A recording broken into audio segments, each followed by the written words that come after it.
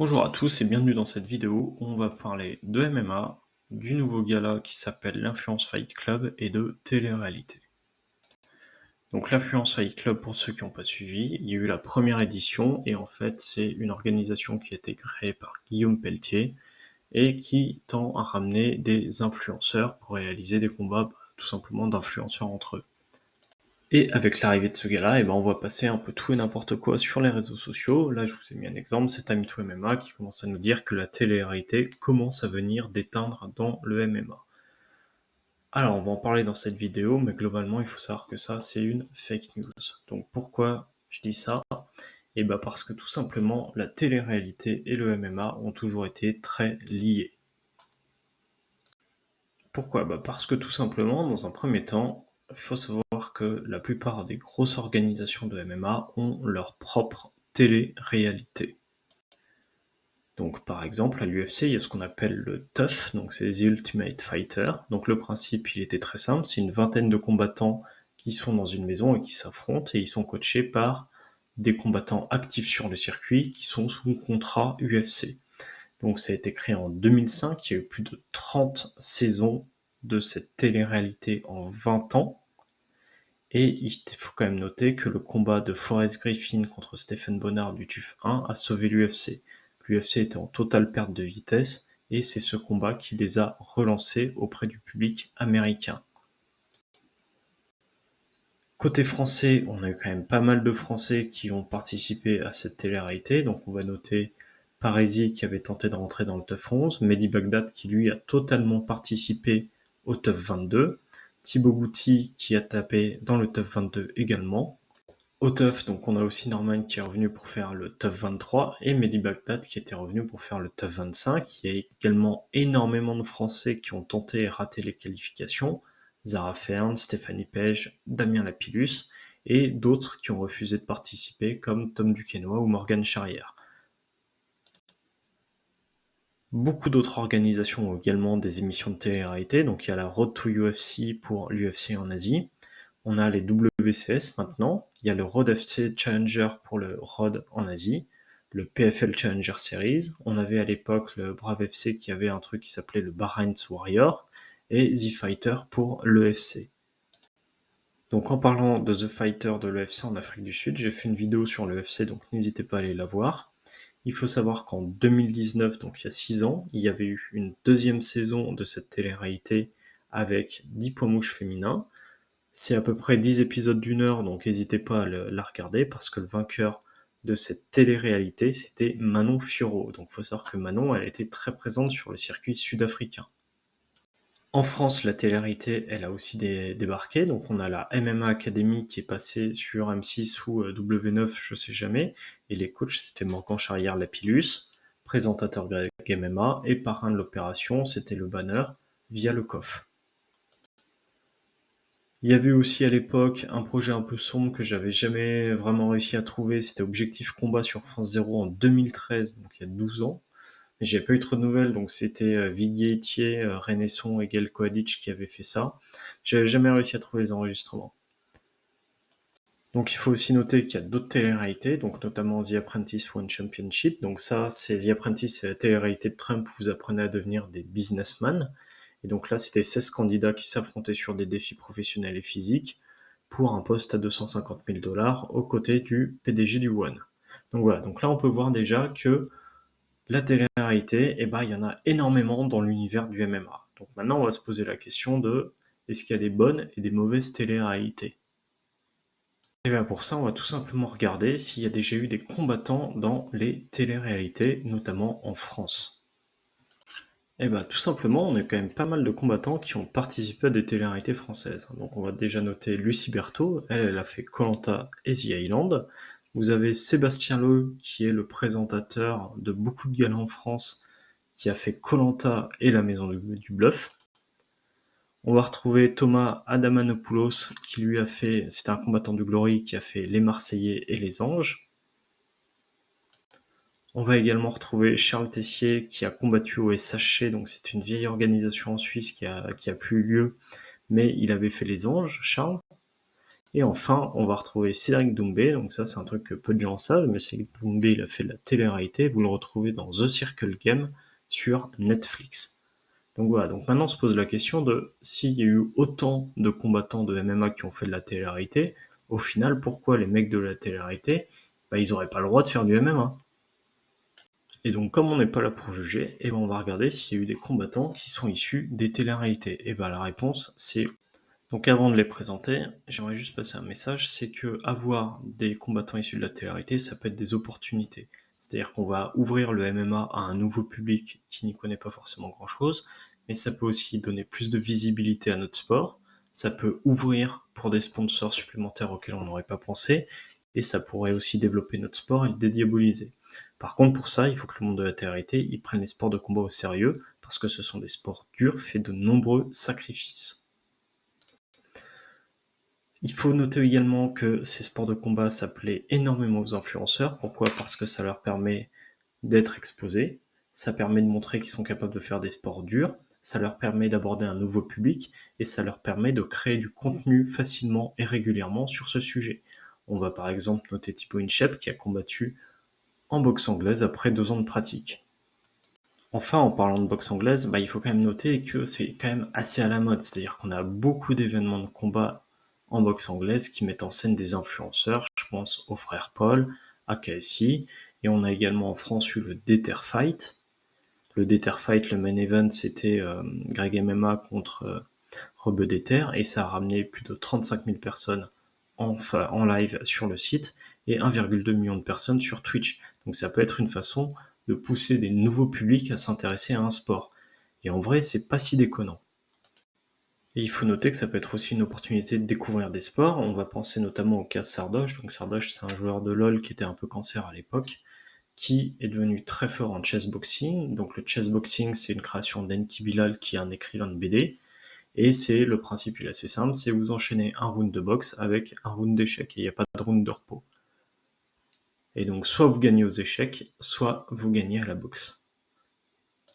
Et enfin, le dernier message que je vais vous faire passer, c'est attention à Internet, on va y lire de tout, et la plupart des gens racontent n'importe quoi. Par exemple, là, c'était un commentaire où quelqu'un disait que Pelletier avait ouvert le monde du MMA aux influenceurs français.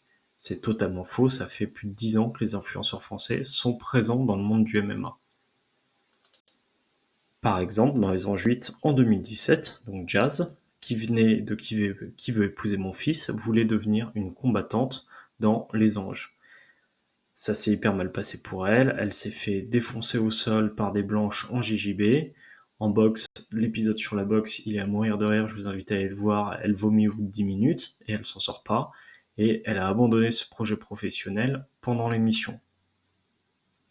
Et donc c'est hyper intéressant parce que ça a été une des pionnières là-dedans, elle s'est complètement vautrée, mais ça a permis aux suivants de comprendre que c'était un sport dur et que c'était pas pour tout le monde. Et donc par la suite, les sports de combat, ils ont été pris un peu plus au sérieux par les productions, et donc c'est comme ça qu'en 2020, on s'est retrouvé dans Les Anges 12 avec Virgile Delcamp qui va combattre aux influenceurs Fight 2. Il était coaché par Thomas Adamopoulos, et il faut savoir que Virgile, il s'est plutôt bien débrouillé. Petit tour en 2017 au Jordi Store UK. Donc le Jordi Store UK, c'est quoi? C'est de la télé-réalité anglaise hyper trash avec des meufs qui vomissent, qui baisent. C'est assez incroyable. N'hésitez pas à aller voir. Ça vaut un peu le coup. Et en fait, il y a un des mecs du Jordi Shore qui s'appelle Adam Chandler. Et Adam Chandler, lui, il a fait une transition MMA Bellator depuis 2017 et il a un record pro à 5-2. Et donc ça avait vraiment mis en avant à l'époque le BAMA, qui est une organisation anglaise, qui depuis s'est pété la gueule, mais il avait mis en avant le BAMA dans un épisode du Geordie Shore où on le voit combattre. Et donc vraiment depuis 2017, donc quand il y a des gens qui vous disent on ouvre la porte aux influenceurs, c'est faux, ça existe depuis 2017. Repensons également à Ragnar Le Breton, ça reste un influenceur, et il avait combattu en Suisse au HFC 39, qui avait lieu fin janvier 2023, et donc il s'était incliné premier round par soumission, et il devait combattre par la suite à l'ARES, mais le combat avait été annulé. En 2023 également, on avait eu en fin d'année Jordan Deshti, Donc Jordan Deshti, il avait combattu au PEF 3 contre un rappeur. Et donc c'est comme ça qu'à force, Guillaume a un peu copié le mouvement, et il a copié, et donc il nous a mis le 26 octobre 2024, également dans le Nord, il a fait combattre Sebi Dadi contre Ilan CTO. Alors petite précision, depuis Sebi Dadi, dès qu'il est 1-0 en MMA Pro Fight, c'est faux, c'était un combat amateur en 3-3, et il n'a pas fait un 3-5. Et donc tout le débat, c'est sur l'influence 2, où là, on y va à fond et on fait combattre que des gens de la scène influence. Donc on va regarder quand même rapidement la carte avec le passé martial de chacun des protagonistes. Donc l'influence MMA2, ça va avoir lieu en Suisse, à Fribourg, à la BCF Arena, donc c'est une patinoire de 9000 places, donc il devrait y avoir 9500 places pour la soirée. Donc on va s'intéresser aux 3 combats que je vous ai montrés précédemment. Donc le premier combat, c'est Marvin contre Virgile. Donc Marvin, il est quand même ceinture bleu de JJB, il a gagné un tournoi en Guy à Marseille. Côté Virgile, donc lui il est passionné de boxe, il a fait plus de 6 ans de pratique il y a quelques années, et il était champion de France classe B en 2011 et en 2013 en full contact. Donc moi à mon avis c'est un petit avantage Marvin qui doit être niveau de grade vert d'un point de vue FMMAF, et je doute un peu du niveau de Virgile au sol. Et mon deuxième doute, c'est l'équilibre physique entre les deux quand on regarde leur profil Instagram. Sur ce deuxième combat, donc c'est Dylan contre Ilan. Dylan, c'est un gars qui est assez sportif, il est un peu touche à tout. Il a notamment affronté Benji des Marseillais en boxe anglaise. Par contre, je pense qu'il semble pas très connaître le sol et la lutte, et c'est ça qui me dérange un peu. Côté Ilan, donc après le combat influence MMA et sa défaite, je pense qu'il s'est entraîné un petit peu plus dur parce qu'il avait été un peu piqué dans son ego et qu'il veut sortir avec une victoire sur son deuxième combat. Donc mon avis, c'est un petit avantage Dylan qui doit être un peu niveau grade vert, et je doute complètement du niveau de Dylan au sol et en lutte. Et par contre, je suis un peu en désaccord sur la participation de Dylan parce qu'il a eu quand même pas mal d'histoires d'arnaque par le passé. Enfin, le combat principal, donc c'est Bidadi contre Mounir Moons. Alors Sébastien Dubois, donc c'est Bidadi. Lui, il faut savoir qu'il fait de la TRT depuis 2017, où il était tombé dans les Princesses de l'amour avec Hilary des Ch'tis. J'avais regardé la saison, et en vrai, le mec, il est hyper attachant. Et depuis, il a eu quand même toutes les histoires de télé-réalité, et donc forcément, les mecs, à un moment, ils partent un peu en couille. Et c'est pour ça que je trouve ça hyper bien qu'il arrive à trouver peut-être un équilibre dans ce sport. En tout cas, s'il y va sérieusement, il a l'air de s'y investir, et je trouve ça vraiment bien. Mounir Moons, donc je connaissais pas. Il semble avoir fait un peu de Kempo et de boxe taille. Je le trouve très orienté buzz, avec beaucoup d'insultes sur les réseaux, à essayer de provoquer des mecs comme Doumbé ou Nasdaq. Donc là, j'ai un peu du mal à comprendre comment à 30-40 ans, tu passes ta vie à faire ça pour essayer de faire du buzz TikTok. Mais bon, chacun sa vie, pourquoi pas. Mon avis, c'est quand même un gros avantage, c'est Bidadi. Il a l'air d'être niveau grade vert, et je trouve qu'il a l'air aussi de s'entraîner régulièrement. Je doute complètement du niveau de Mounir au sol et en lutte, et également de sa condition physique. Je le vois pas vraiment s'entraîner et plutôt gueuler. Et donc là, je vais essayer de vous donner mon avis sans jugement sur l'influence 2. Donc l'influence 2, déjà ce que j'aimerais bien, c'est qu'ils utilisent les grades de la FMMAF pour déterminer les niveaux. En fait, il faut vraiment comprendre que la compétition, elle est autorisée à partir des grades verts, et il y a quand même, je trouve, sur les 3 sur les 3 combats que je vous ai présentés, 3 mecs sur les 3 combats qui ont l'air d'avoir quand même des grosses lacunes au sol et en lutte.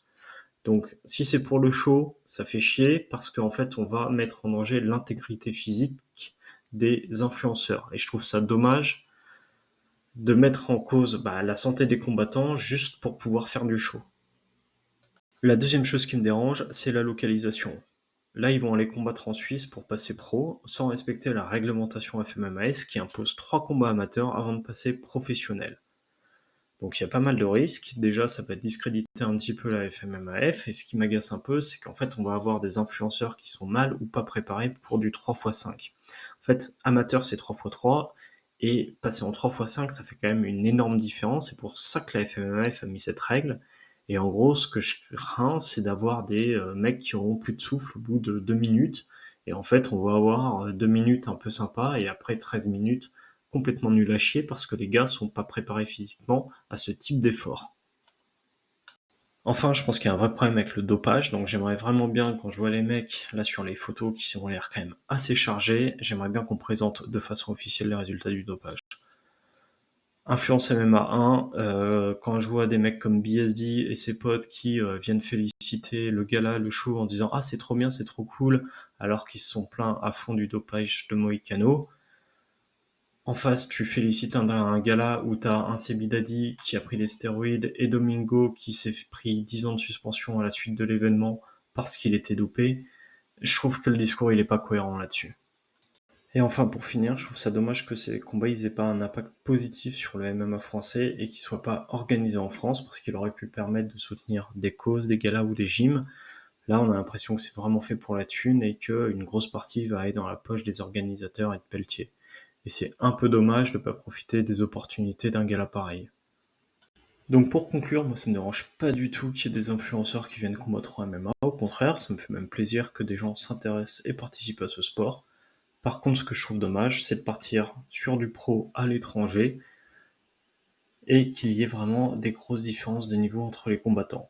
Donc c'est pour ça que j'aimerais bien voir des grades verts, voir des résultats de dopage et voir des athlètes entraîner sérieusement parce que 3x5 c'est très difficile, on n'est vraiment pas sur des 3-3 amateurs et j'ai craint que malheureusement le show ne soit pas au niveau à cause de ce détail qui a totalement son importance.